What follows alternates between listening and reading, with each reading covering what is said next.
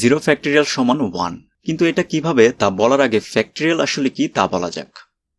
3 factorial equal two 3 গুণন 2 গুণন 1 equal two 6। অর্থাৎ ফ্যাক্টরিয়াল মানে হচ্ছে প্রদত্ত সংখ্যা এবং এর ছোট 1 পূর্ণ সংখ্যা পর্যন্ত সংখ্যাগুলোর গুণফল। এই ফ্যাক্টরিয়ালের মাধ্যমে জানা যায় কিছু জিনিসকে কত রকমভাবে সাজানো যাবে। যেমন মনে করুন আপনার কাছে 3টি কয়েন রয়েছে।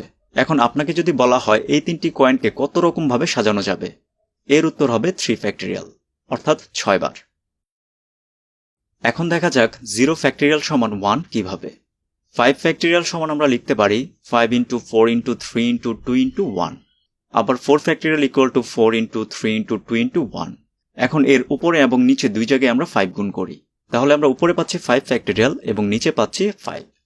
সেম ভাবে 3 factorial equal to 4 factorial by 4, 2 factorial সমান 3 ফ্যাক্টরিয়াল বাই 3, আবার 1 ফ্যাক্টরিয়াল সমান 2 ফ্যাক্টরিয়াল বাই 2।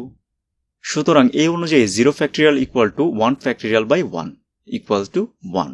এখানে বলে রাখি নেগেটিভ সংখ্যার ফ্যাক্টরিয়াল হয় না। কিন্তু এখন প্রশ্ন হচ্ছে নাথিং বা 0 অবজেক্টকে কিভাবে সাজানো যায়। আসলে এখানে বিষয়টা কিছুটা ফিলোসফিক্যাল।